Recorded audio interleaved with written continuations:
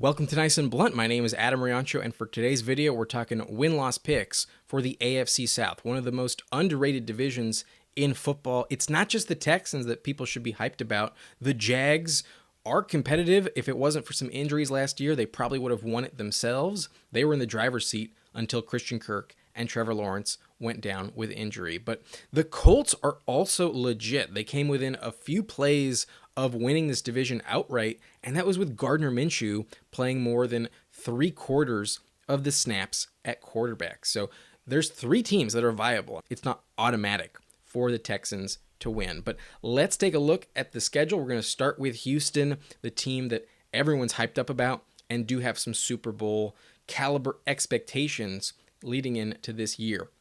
They traded for Stephon Diggs, they added Joe Mixon, and I do think they made some key additions on the defense as well. I think they're in line for an improved record. But the Colts are going to be hungry in week one. That is going to be a difficult matchup, and I think the emotion of how last year ended is going to play a factor. The Colts, I think, shock them week one in Indianapolis. I'm going to give the Colts the win. So an L for the Texans, week one, a bit of a shock to their system, but if anything, I think that's going to snap them into focus the rest of the way.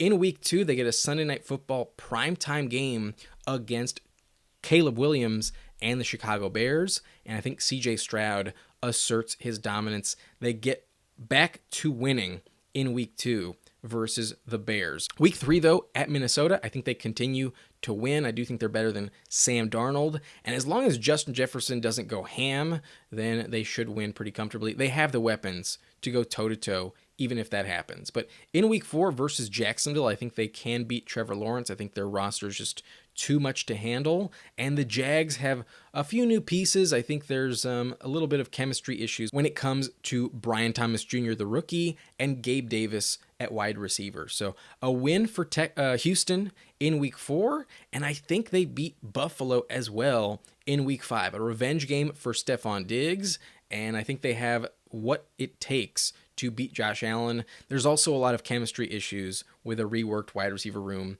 over in Buffalo and a very different defense as well. So 4 straight wins, and I think they win their 5th in a row. Week 6 at the Patriots, I think it goes to Houston. I don't see that one as a bold call at all. The Patriots are not a good team. So 5-1 entering week 7, but on the road at Green Bay, I'm going to give it to Jordan Love and the Packers. In Lambeau, I think that's a interesting environment for the Texans to adapt to, and after all these home wins, for the most part, I think the Packers will have the edge. I think their run game is a little bit better than Houston's. So close game, very interesting one, probably very high score, but I'm going to give it to Green Bay in Lambeau. In week 8, though, versus the Colts, I do not see them getting swept. I think they win the second matchup at home versus Indianapolis. So back to winning, but I think it's a tough matchup week 9 at the Jets. They were having struggles against New York before CJ Stroud went down with that concussion last season, and I think they will lose for the second year in a row against the Jets in New York. I think that's the difference. So I'm going to give it to the Jets there, but wouldn't be surprised if I'm wrong about this, and it is a win for Houston. But their third L of the season, however, it's probably because they're kind of looking ahead to week 10. That week 9 game is on Thursday Night Football, but this week 10 game versus Detroit is on Sunday Night Football. A few extra days to prepare is a big advantage. So I'm giving them the win. I think they do beat Detroit. I think they are on the same caliber as a Super Bowl team like the Lions, and I think this is going to be a really, really good one. Going to give it to CJ Stroud, the better quarterback in this matchup. Week 11, though, at Dallas, the battle of the Texas teams, Monday Night Football, big game, and I'm giving it to Houston. I think the fans travel, and I'm just not convinced that Dallas is competitive enough this season. I think their run game is super suspect, and I think the Texans just have too many weapons for them to handle, and whether it's Diggs who goes off, Nico Collins, or Tank Dell that just has a massive, massive game, one of these wide receivers will be the difference. I'm giving it to Houston. It's really just CeeDee Lamb and Jake Ferguson that you have to worry about with Dallas. So a win for Houston week 11, and week 12, I do think they beat the Tennessee Titans. I think they're by far and away better than Tennessee, and it wouldn't shock me if they swept them convincingly in both games. They beat them last year with Case Keenum at quarterback. So no Derrick Henry, not a problem at all. Houston gets the win. But in week 13, I think the lack of rest up to this point kind of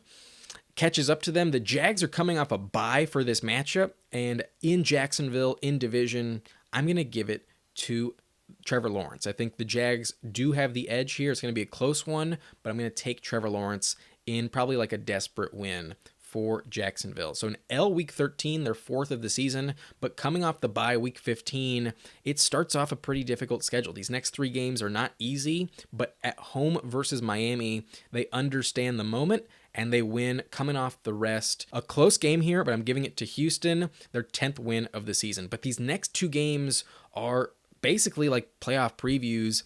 At Kansas City, I don't think they win. I think in Arrowhead, I'm going to take the Chiefs. I'm definitely going with Patrick Mahomes in this matchup on a Saturday night game.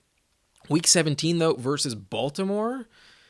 On Christmas Day, I'm going to take Lamar Jackson. In primetime, he always shows up, and I know the Texans are going to be competitive, but kind of like that playoff game, I just don't quite think they have enough just yet. So I am going with Baltimore. I think the Texans hold off on their game plan just a little bit in case they face off against them again in the playoffs, and I think it's just too much to handle. The run game for Baltimore is a problem. So 2 straight L's against the Chiefs and Ravens, but 2 very competitive, very good games here, and wouldn't surprise me if they won one of them, but I do think they lose both of these in a row. So 10-6, not amazing, but all of their losses are against good teams in my opinion, and in week 18 they take care of business, go 11-6, and that's a pretty hard task to beat in this division. They do beat Tennessee week 18, and 11-6 should get the job done for a home playoff game. But let's take a look at the Jags' schedule. If they didn't get hurt at the end of last season, they probably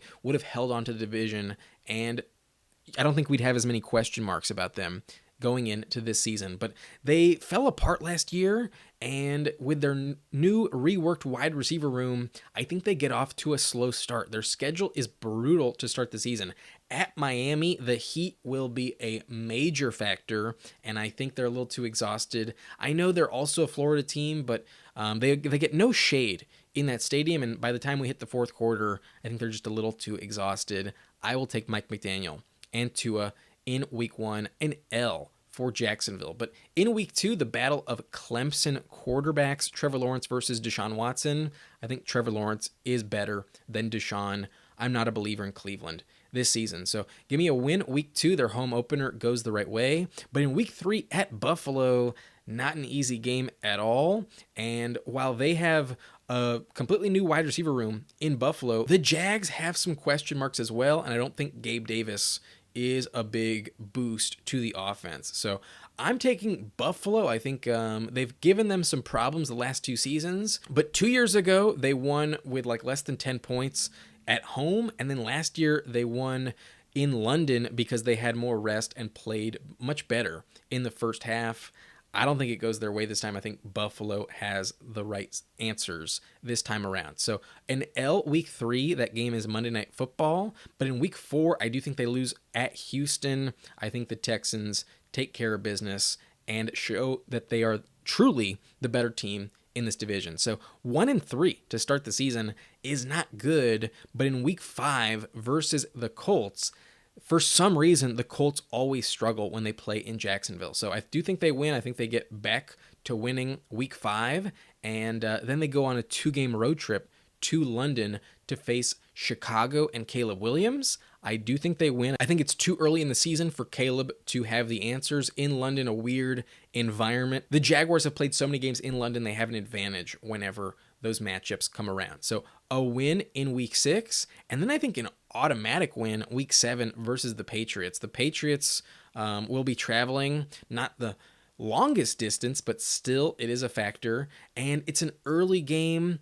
I think the fact that the Jags will be staying in London for the second year in a row is a huge, huge advantage. And it's not like the Patriots are good. So another win, 3 in a row, 4-3 is their record, and they're starting to feel a little better about themselves. But they don't play every game in London, and they got to go back home against Green Bay, and I do trust the Packers more so than the Jags. I think they should have probably taken a bye here, but maybe it's hubris. I don't know what it is, but they don't do it, and I do think they lose coming back home against the Packers. I prefer the Packers wide receiver core by quite a big margin. But in week 9, I think maybe this game is super important to Doug Peterson. That might be why he overlooks the Packers week 8.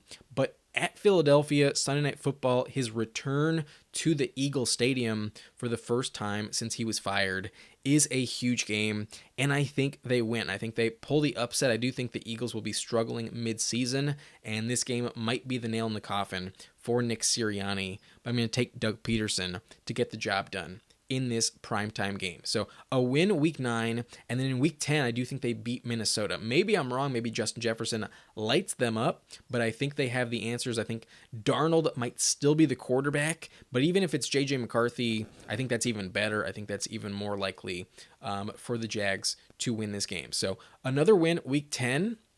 However, week 11, I don't think they can compete with the Lions. I think the Lions are a Super Bowl caliber team, and it's going to be too much for Trevor Lawrence and the Jags. So going into the week 12 bye, they are 6-5, barely above 500, but holding on just barely to a wild card spot. In week 13, coming off a bye, the Texans have not had their bye yet, and the rest is very important. I'm giving the Jags a win week 13 versus Houston.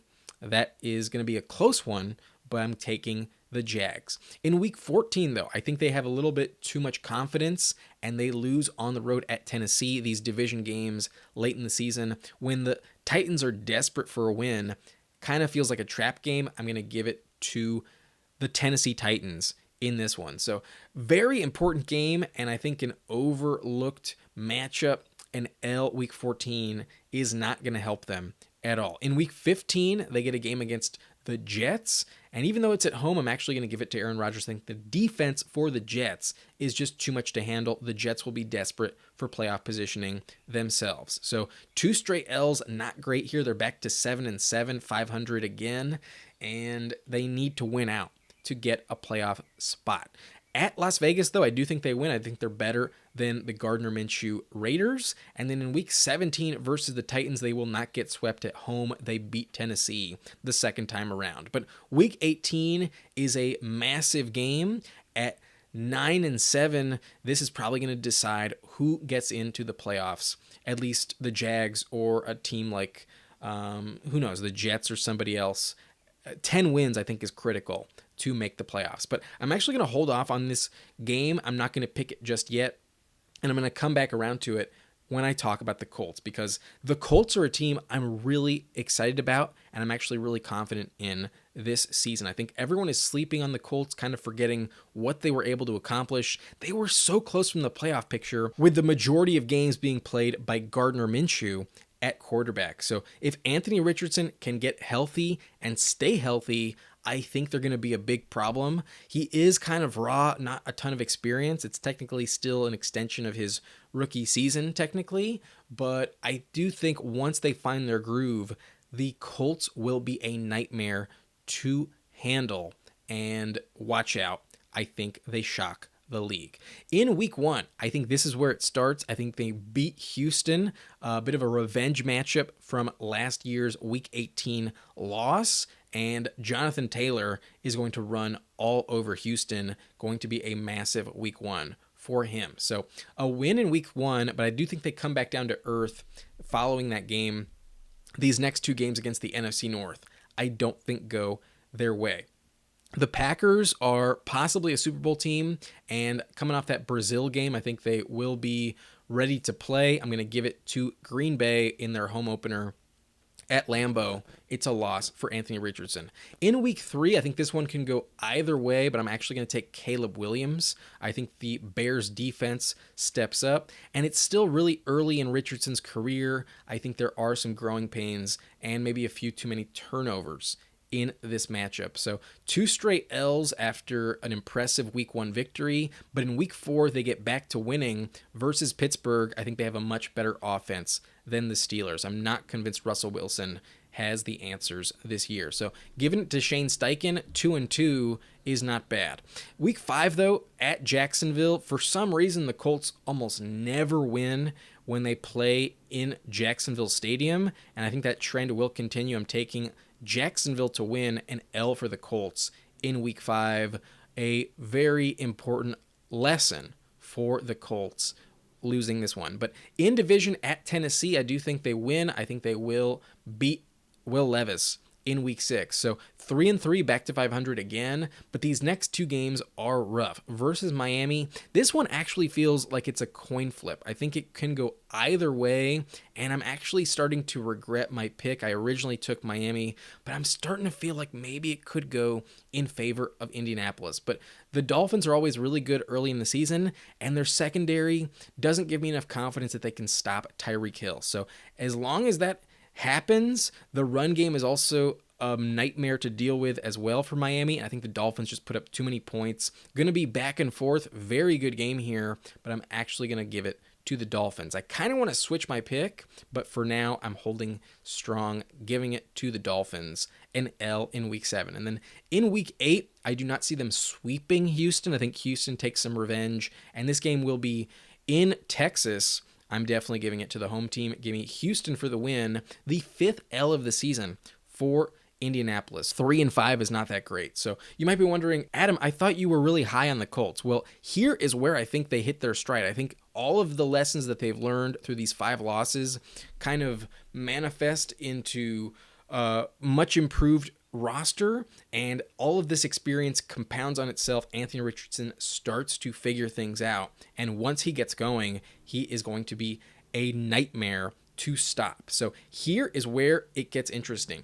At Minnesota, I do think they win. I think they can beat Sam Darnold. Maybe it's J.J. McCarthy at this point, but I don't think it matters. I think they'll run all over him with Jonathan Taylor and Anthony Richardson. Versus Buffalo, really interesting game. I think the Bills sleep on this matchup, and I'm going to give it to the Colts as well. The Bills are not as good as they were last year, and I think there are still some growing pains in their roster as well, and the Colts hit their stride. This is the game that really establishes them as a possibly dominant team, a team no one really wants to face. A win against Josh Allen in week 10. Week 11, though, their only primetime game of the season, Sunday Night Football at the Jets. They take it really seriously, and they play very well for the national audience. I think the country is kind of finally going to realize the Colts are legit in this game. They beat Aaron Rodgers and the Jets, and that defense doesn't know what hit them. In week 12, though, versus Detroit, going to be a very close game, but I will still take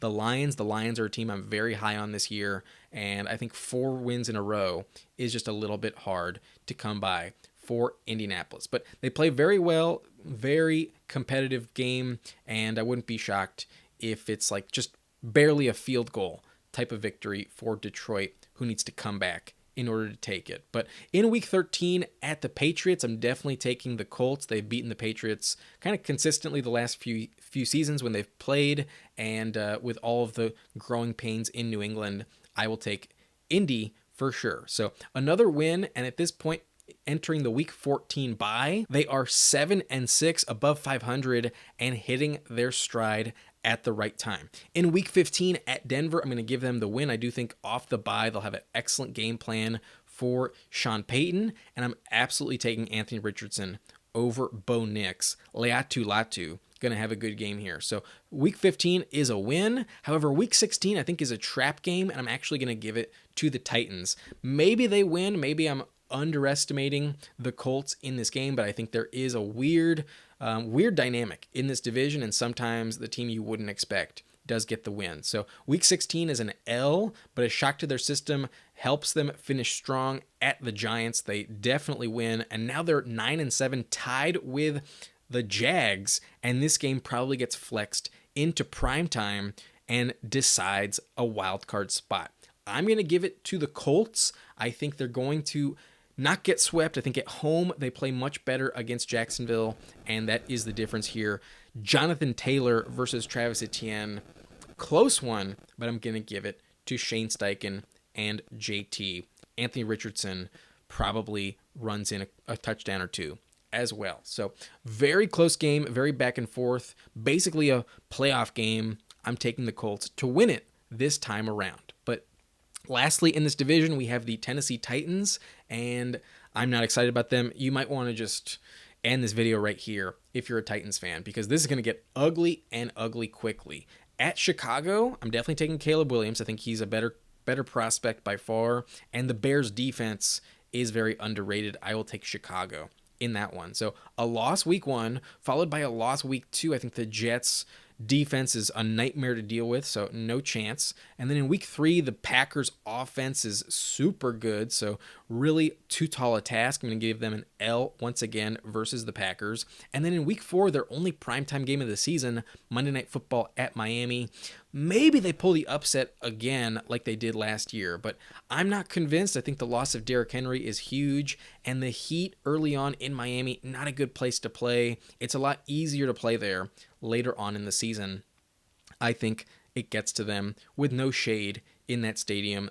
By the time it's the fourth quarter, they'll be exhausted. So 0-4, and not any of these games will be close in my opinion. A week 5 bye gives them no help. I feel like an early bye is not what this team needs. They need as much experience as possible to get the legs under them and have some momentum moving into the second half of the season. So this is not good for them. A break in week 5, not what the doctor ordered, and it only gets worse in terms of losses. I think they lose another 4 straight versus some good teams here. At least these first 3 versus the Colts, that's an L. At the Buffalo Bills, that's an automatic L. And then at Detroit, no fucking chance that they win that one.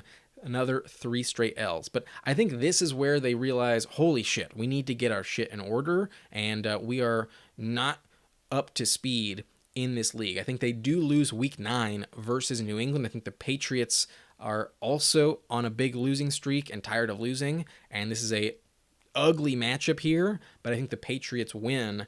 Another L, 0-8 to start the season for Tennessee. But that loss is so ugly that it really forces them to play much more sharply, and I think this is where they turn things around. I do think they win at the Chargers in week 10. They have had some success over the years against LA, and I think the Bolts just overlooked them a little too much. Kind of a trap game for the LA Chargers. Maybe I'm wrong. Maybe Jim Harbaugh does not let that happen, but historically the Titans have had the number of the Chargers, and losing to the Patriots is such a gut punch. They're like, okay, we're not going to let that happen again. We are super motivated, and we're not going to get embarrassed again. Let's get a win for the first time this year. So their first win comes in week 10 at the Chargers, but I do think they lose 3 straight games right after that. Versus the Minnesota Vikings, they don't have any answers for Justin Jefferson or Jordan Addison. I think TJ Hawkinson might be healthy at that point as well, so gonna take the Vikings. Then week 12 at Houston, I'm taking the Texans. I think they're probably gonna get swept by Houston. The Texans are a much better team,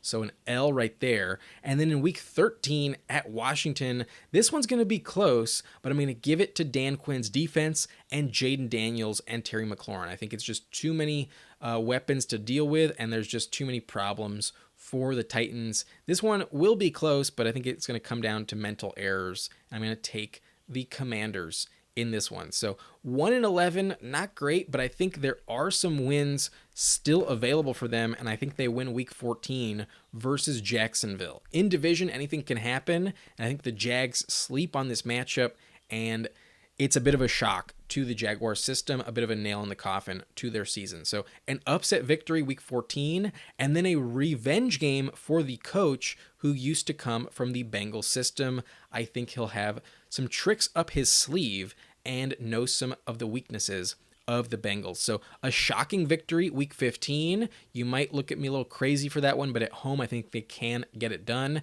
And then week 16, I actually think they win their 3rd straight in a row at the Colts. I think they will shock Indianapolis just a little bit. So some optimism at the end of their season. Now they're 4-11 and a little bit of momentum moving into next year. But these last 2 games, I don't think go their way. I do think they lose at Jacksonville. They will not sweep the Jags. And then week 18, I think they do get swept by Houston, I don't think the Texans let them pull a fast one over them. So 2 straight L's to close the year, 4-13, not a good record, but a few games that give them a little bit of hope entering next season. We'll see if they retain Will Levis or if they move on at quarterback next year. So this is how I see the division playing out. All 4 teams here. I have the Texans finishing first. Just like last year, they will have a home playoff game. And at 11-6 with a win over Buffalo, I have them as the number 3 seed with a tiebreaker over the Bills. So